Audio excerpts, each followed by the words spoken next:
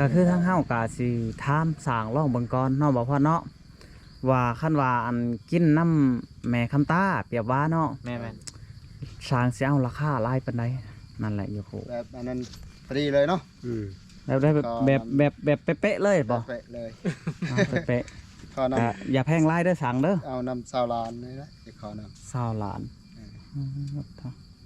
เงินบ่พอหรอก เงินบ่พอเนาะทุกคน บ่ เนาะ พอมีงบแต่15 ล้าน 15ล้านเพราะว่าตั้งงกไว้เฮือนหลังนี่ว่า14-15ล้านนั่นแหละเพราะว่ามันซ้ำเฮือนไอ้แก้วเนาะมันลุดเฮือนไอ้แก้วเนาะ ไอ้แก้วกินอยู่นำ ำซ้ำเพื่อนเบยเนาะ เท่าไหร่ เอาเท่าไหร่18เนาะตอนนั้นใช่ขอนำได้ 18ได้กินข้าวเองเสียกว่าเนาะ กินข้าวเองวะ เนาะมันง่าย เขาเองได้บ่ เอาว่าสั่น สบาย ๆ กัน แบบแม่คำต้าเนี่ยเจ้าบ่ได้5คมหากินเลยได้ แม่น เฮาสมมุติว่าเฮาซื้อกินก็ง่าย นั่นน่ะ โดย จีเฮ็ดอีกแล้วหัวก็เป็นตะเบือได้คนตรวจนี่บ่ยัง เฮ็ดที่ช่างบ่หน่อยนะฮะ เฮ็ดยังน่ะ เฮ็ดซีน เฮ็ดซี่ เฮ็ดสีน แม่นบ่ แต่ว่าเฮ็ดสีน แม่นบ่ เนาะ บ่ยาเจ้าเคยกินบ่ บ่เคย อ่า ก็คือทั้งสั่งบอกว่าอันกินข้าวเองเนาะกินข้าวเองเพิ่นเอา18ล้าน18ล้านคนเลย แม่น ว่าง่ายๆว่าพายท้องขึ้นไม่แต่แม่ทาขึ้นนอนอย่างเดียว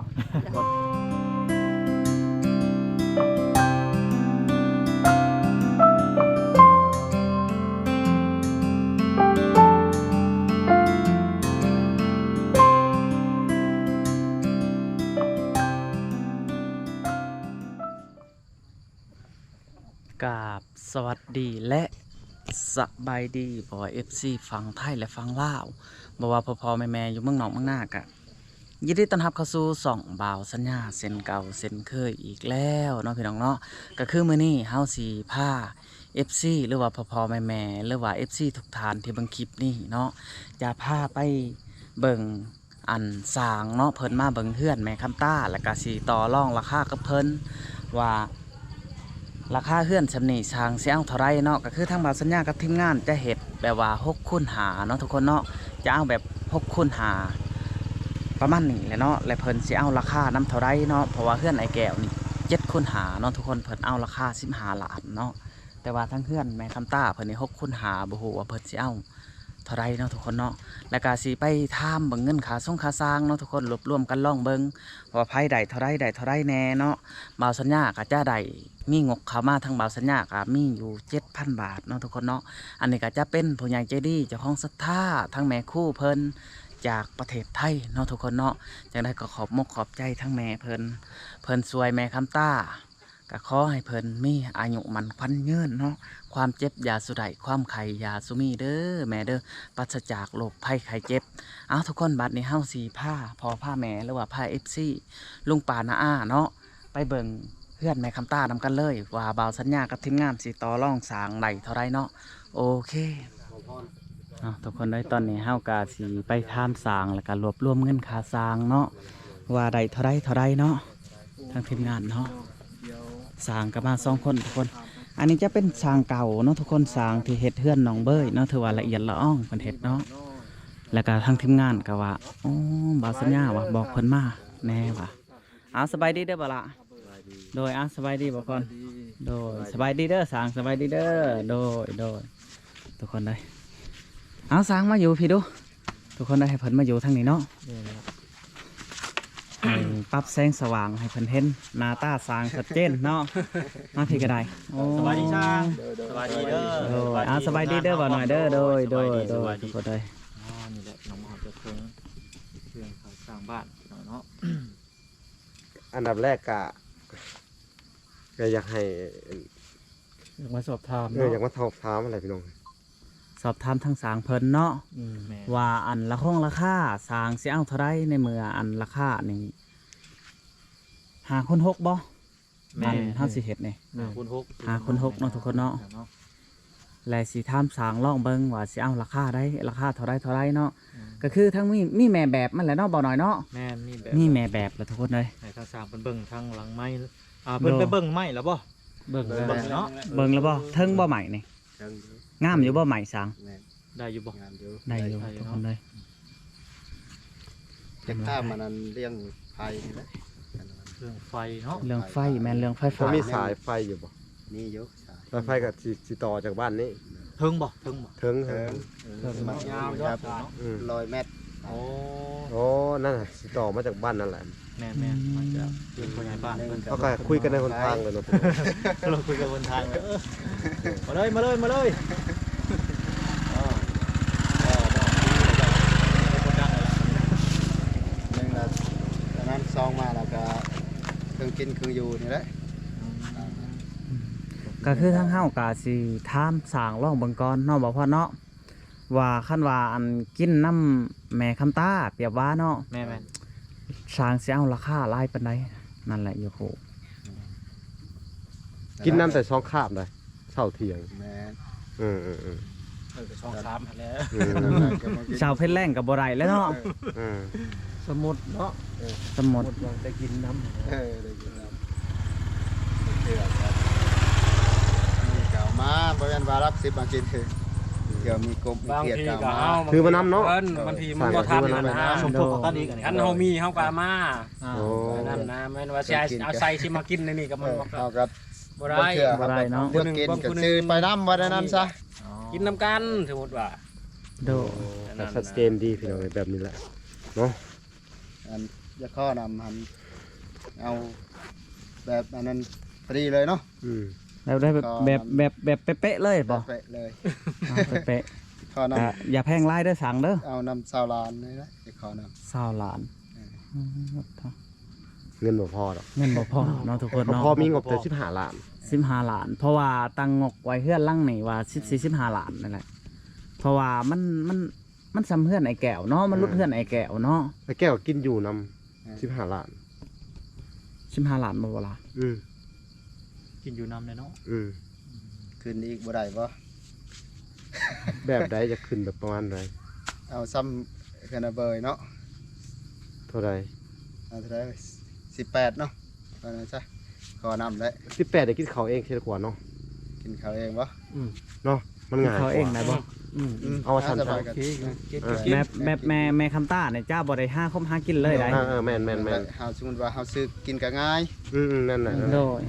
โดยเอาหลีกทางเพิ่นก่อน มาเลยมาเลย โอ้บ่ได้ครับ เฮ้ยยังติดควันทางคมเลยขอไปนะ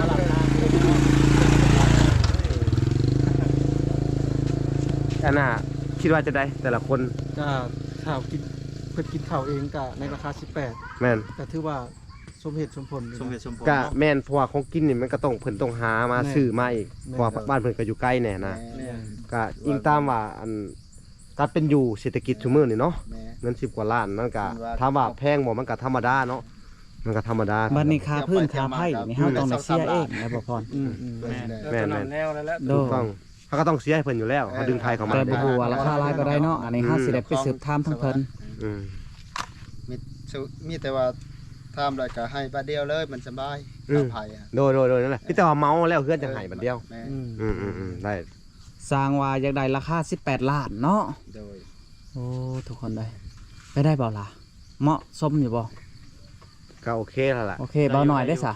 ได้คือว่าเห็นดีเห็นใจเหมือนกันเนาะ โดยเพราะว่าเพิ่นกินเอง บางเทื่อก็มาเตอร์กันกินนั่นนี่แหละครับอันในคำตาฮะ บ่อันความหมายว่าสร้างกินเองก็แม่นอยู่เนาะทุกคนเนาะแต่ว่าคันเฮามีเฮาก็ให้เพิ่นบ่ว่าดอกว่ากินเองแล้วบ่ต้องมากินในนี่นะขัดว่าเนาะอันเวลาที่เฮามีเฮ็ดมีฮ้อนหรือว่าเฮาหาลูกหมอกลูกไม้เฮาก็ได้ให้เพิ่นกินน้ำหั่นแหละ แม่ อันนี้มันก็สิเป็นการแบบว่าอันในคำตานี่ก็เพิ่นก็สิตัดการไปหาอยู่หากินเนาะแล้วก็มีแต่ว่ามา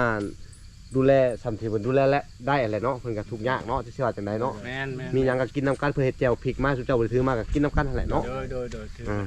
เพิ่นสร้างลืมแจวหมกเพชรเพิ่นว่าอยากมาแต่เช้า เออ เพิ่นว่า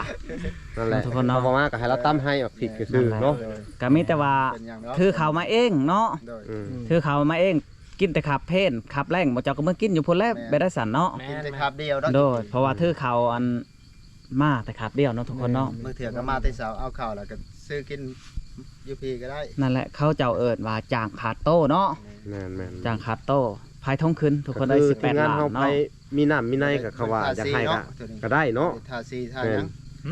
ว่าเฮ็ดภายทองขึ้นหั่นตัวนี้หั่นบ่ได้ทาสีเนาะ อืม บริทาสี บ่ บริทาซีโดย ทุกอย่างให้มันละเอียดละอองแต่ว่าเช้านี่กบแล้วบ่าวสัญญาอยากให้ลบเหลี่ยมได้ โดยมี ลบเหลี่ยมไลเตอร์ให้มันละเอียดละอองเนาะบ่พอเนาะ เสาหันบ่ แม่ แม่ โดย นาทีมันอยู่แล้วดอกตอนนั้น บ่ว่าแต่เสาไม้หยังคือกันเนาะเป็นแบบมันแหละมันแบบ ประตูอันนั้นประตูจะวง ประตูบ่ ประตูใหญ่เด้ จังไดก็ขอโทษขออภัยเนาะทุกคนเนาะ รถไม่ขาดร้ายขาดขนาดนั้น มันเป็นทางหลวงเด้ เอาที่บ่เปลี่ยนสถานที่บ่ บ่เอาบ่นี่แห บ่ ละ นี่บ่เอาบ่นี่เอามาถ่ายทายดี อันเว้าใหม่ดูแบบแรกก็กินนี่ ว่าอันนั้นโตลบเหลี่ยมหันนั้นเท่านั้นหันได้ลบอยู่แล้วดอกทำเนียมมัน โด อยู่แล้ว โด เท่านั้น นั่นแหละ กับ ที่ขนมขันได้กันแลนและตอกและเตอร์หมด แม่ ทุกอย่างทุกคนเลย แม่น แต่อันน่ะเพื่อนเนี่ยมันสิมีจักบานเจ้าคิดว่าบ่พรบ่น้อยบ่ย่า เพื่อนนี่ สองห้อง เพื่อนซ่องห้อง เพื่อน กั ส บ องห้อง มันก็มีอยู่สี 4บ้านเนาะ หน้าต่างนะสี่เห็นบ่ หน้าต่างสี่ ปองใหญ่สองเนาะ กองไงซ่องเป็นหก อ่า โดย ต้องเฮ็ดซองแล้วจะงาม อันนี้คืออันนั้นแปลว่าราคาสร้างเนาะแต่บ้านนี้อันไอ้ราคานี่มีระบบสุเฮานี่ทางทีมงานสุเฮานี่นะมีไผมีเนี่ย บ่มีทางบ่สัญญาบ่มี เงินเรื่องเงินสมทบเนาะแต่ละคนมีเท่าไรว่าสัญชาติว่าง่ายกันเนาะ แม่น โดย เอาเริ่มจากบ่อพรบ่อพร ตอนนี้น้ำมพรยังเหลืออยู่1,830,000กีบ โอ้ พอเมื่อวันก่อนจ่ายค่าไม้ไป1,400,000 โอ้ อ่า เมื่อนั้นอันที่ว่า ยังเหลืออยู่1,800,000นะบ่ ทิศนี่นะเนาะ น้ำบัตรสัญญา คำสัญญา น้ำเมาสัญญานี่ก็มีอยู่ 7,000 บาททุกคนเลย 7,000 บาท 7,000 ประมาณ บาท 4 ล้านกว่าๆเนาะ 4ล้านกว่า 4 ล้าน5นี่ละ บริทั้งบ่อลา ดอลลาร์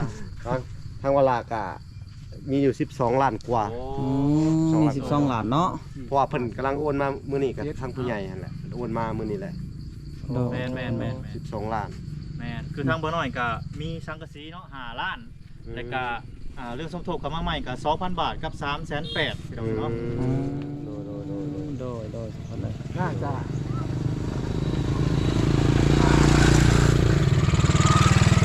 ตอนนี้เราขี่มาใหม่พี่น้องเอ้ยตอนนี้ขี่รถไปลงมาถือว่าพอเนาะพอบ่ พ่อขาด พอ สาก เนาะ แต่ว่า พ่อขาสากแต่ว่าวงกบ นี่ยังเนาะ บ่มี โอ้ กบบานประตู ครบบ้านประตูเนาะ โอ้ เพิ่นยังขาดแต่ต้น วงกบนี่มันน่าจะตีอยู่ประมาณ3-4ล้านเลยเนาะ4-5ล้านเนาะ ประมาณ 4-5 ล้าน แม่น บุล่องนั่นเด้ตะปงตะปูเฮาอีกเด้บัดนี้ค่าไฟฟ้าเด้ เฮาก็ต้องนี่แหละเฮาก็ให้เพิ่นสร้างย่อเพิ่นขึ้นก่อนเลยเฮาบ่พอจะได้เฮาก็จังว่ากันใหม่ โอ้แบบ มีแต่เฮารวมเงินกันว่าค่าสร้างเฮาแยกไว้เลยนะ แม่น แล้วว่าเฮาจะมาเฮารวมกันเบิดทุกคนเนาะ โด รวย มกันปุ๊บแล้วว่าทั้งเบิดเงินนั่นเท่าไหร่ เท่าไหร่เท่าไหร่เฮาก็สิมาบอก FC อีกหรือว่ามาบอกผู้ใหญ่ทุกท่านอีกเนาะ แม่น มาบอกให้ทุกคนว่าในจำนวนเงินนี่เขาพอแค่ค่าสร้างบอหรือว่ามันยังเหลือถ้าเกิดมันอันค่าสร้าง18เนาะแล้วมันเหลืออีกล้าน2ล้านก็ซื้อตะปู แม่ ซื้อนั่นมานะ อุปกรณ์เสริม ซื้ออุปกรณ์เสริมเข้ามานะ ปู ประมาณ ปู นี้ ได้ซื้อแล้ว ซื้อเลยเริ่มแรกเนาะ ซื้อเลย นั่นแหละ มันเถื่อ มิแต่ว่า อันหลังจากจบคลิปนี้ไปเขาก็รวมเงินกันเลย เริ่มเลย รวมเงินกันเลยก็ถือว่าสิให้ไปถือกัน รถเพิ่นมาอีกแล้วพี่ แล้วแต่พี่น้องเลยเนาะ เพราะว่าอยู่ในถนนเรือ ถ สัน น เด น ย์ ทาง ให้เพิ่นไปก่อน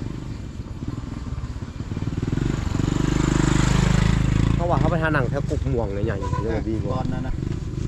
บ่ก็ เอาบอลนี่แหละโอเคแล้ว เพราะว่าได้ เอาทุกคนเนาะก็ไม่แต่ว่าอันเฮารวบรวมเงินเบิ่งคิดว่าค่าสร้างพอเนาะแต่ว่าค่าอันอื่นนี่อาจจะบ่พอเนาะแต่ว่าสร้างสิลงมือเฮ็ดมือได้คิดว่า มื้ออื่นเลยบอกบอก ตามนั้น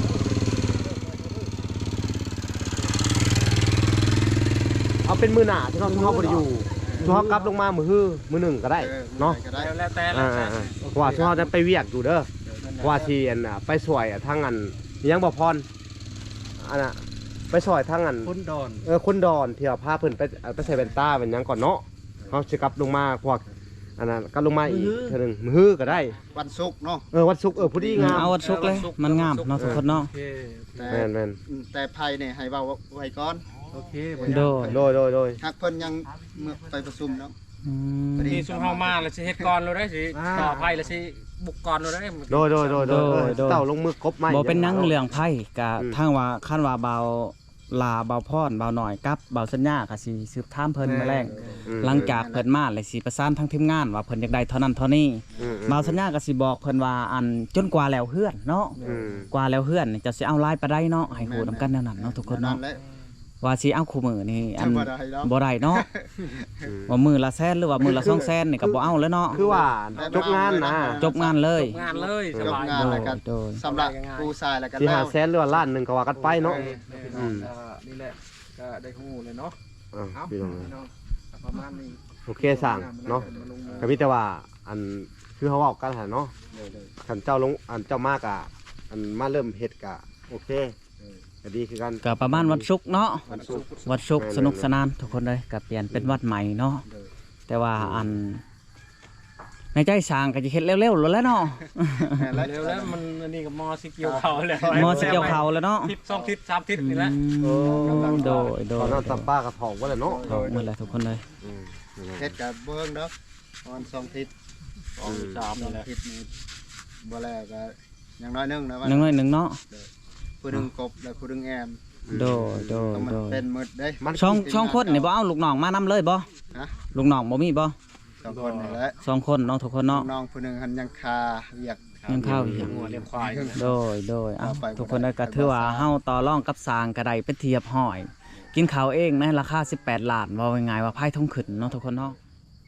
600,000 รวมเบิดทุกคนเนาะ แม่ ก็ถือว่าซุมเฮานี่มีงบเท่านี้เนาะแต่ว่าเรื่องของวงกบนี่น่าสิบ่พอพี่น้องเอ้ยเนาะ วงกบยังบ่ทันมี วงกบกับอันน่ะอันบานประตูว่าซั่นซะเนาะแต่ว่าค่าสร้างพอแล้วเนาะ ค่าสร้างน่ะพอแล้วเหลือแต่ 19ล้าน6แสนเฮาอันอีกส่วนละล้าน6แสนเฮาก็เอาไปเก็บไปซื้อตะปู แม่ แม่น ตะปูแม่นแหละ ซื้อตะปู ถูกต้องตะปูถ้ามันขาดเหลือยังเฮาก็ใช้ในหั่นเนาะแต่ว่าคือว่าแหละเฮาก็สิติดตามไปเรื่อยๆว่า อันมันบ่พออีหยังแน่ก็สิให้ทุกคนนั่นหรือว่าอันผู้ใหญ่ทุกๆท่านรับรู้นํกันเนาะเรื่องของเงินพี่น้องเอ้ยเนาะเพราะว่าทางเฮาก็บ่ได้เอาไปใช้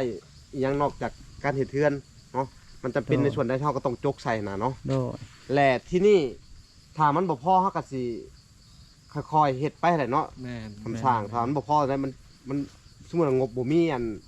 วงกบอิหยังเฮาก็สิให้ช่างให้สร้างโจ๊ะก่อนเนาะหรือว่าแนวใดก็ยังบ่ฮู้แหละพี่น้องติดตามกันไปเรื่อยๆถึงอันขั้นตอนการอันดำเนินการเฮ็ดเฮือนแหละเนาะ แม่ เอาพี่น้องเอ้ย เอาโอเค โอ เนาะ เค อืม ก็ประมาณนี้เนาะพี่น้องรวมๆแล้วก็ประมาณ19ล้าน 19ล้าน6แสนเนาะ แม่น ก็มีแต่ว่าป้ายมันเฮาก็จะไปซื้อตะปู แม่น โดย แล้วก็ โดย ทั้งเบาสัญญาก็มื้อแรกหลังจากมื้อแรกเบาสัญญาสิเขาไปสืบถามขาพื้นขาไฟ โดย โดยโดย แต่ว่าสำหรับข่าวไพ่เนี่ยคือสิบ่ยากดอกเพิ่นก็คล้ายๆเพิ่นก็ครอบครัวที่ว่าอันนี้เพิ่นไปซอยเพิ่นมาซอยตลอดนะ แม่น ซอยตั้งแต่ต้นเลยให้ไปอ โด ยู่ใน ย ห้องเฮือ ต้นๆก็รัฐบาลเพิ่นบ่ได้เว้าได้ว่าโอ้อันซอยต้นๆเนาะเขาก็เก็บเงินนะหันนั่นแหละจังว่าสิไปเอาอันสิไปบอกแม่นบ่ถึงว่าเฮาซวยได้ถ้าเฮาซวยรถซวยล่างนี่อาจจะซวยได้แม่นบ่บ่พรแต่ว่าซวยค่าไฟนี่ก็คือเราเสียให้เราได้เพราะว่ารัฐบาลเพิ่นเอา แม่ นำเพิ่น ช่องก็ต้องเสียให้ลาวอะนะ เนาะทุกคนเนาะ พี่น้องเอ้ยเอาโอ อ่ะ เค ก่อนอื่นเฮาสิไปถามทั้งแม่คำตาเพิ่นทุกคนเลย ได้กลับก่อนทางน้องในหน้าเพิ่นพี่น้องเนาะบ่น้อยก็ได้ โอ้สิได้กลับแล้วบ่ โดยบ่ยามบ่น้อยสิกลับแล้วมื้อ อ๋ นี้ อ ก็อีกประมาณ2มื้อพุ่นแหละมาก็ได้นี่พี่น้องเอ้ยก็มาบอกเพิ่นมาอำลาเพิ่นแล้วก็สิมาแจ้งให้เพิ่นรับรู้นํกันเนาะว่า โดย อันเรื่องค่าสร้างน่ะครบแล้วเด้อบาดนี้ โดย ครบแล้วเนาะ แม่น ก็คือเพิ่นสิเริ่มลงมือกับมือวันศุกร์หน้าแม่อันนี้วัดยังมื้อนี้ วันพุธ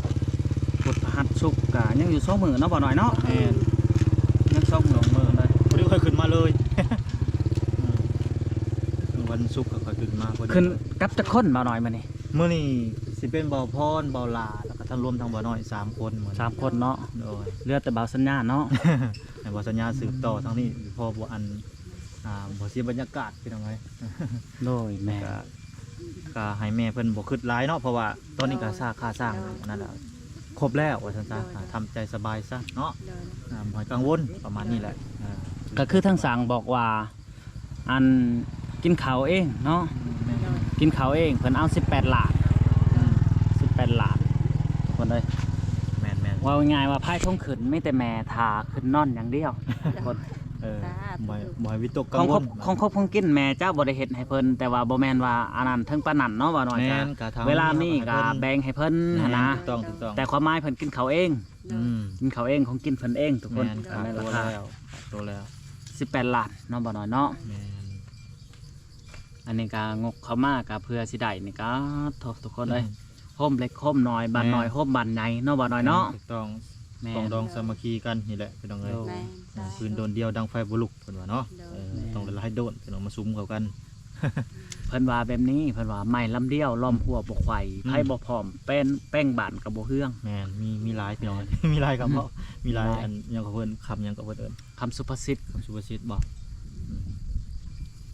ทุกคนเลยก็คือทั้งแม่เพิ่นก็ขยันขันแข็งได้เพิ่นว่าเพิ่นไปหาตึกแห่เมื่อคืนนี่ FC เพิ่นก็ยอมว่าโอ้ทางแม่คำตาลเฮ็ดเวียกซ้ำผู้ชายเลยเพิ่นว่า ได้เบิดทุกสิ่งทุกอย่างเนาะ ได้หมาทุกสิ่งทุกอย่าง ปีนก้อนน้ำก็ได้พี่น้องผู้ก็ไปบ้านเราปีนได้เบิดบางคนบ่ได้กล้าปีนได้พี่น้องเอ้ยพันควรก็เป็นบ้านโอ้ว่านแฮก็เป็นข่อยก็ยัง สะดุ้งตึกคือกันบ่แม่ บ่เป็น บ่เป็นเนาะ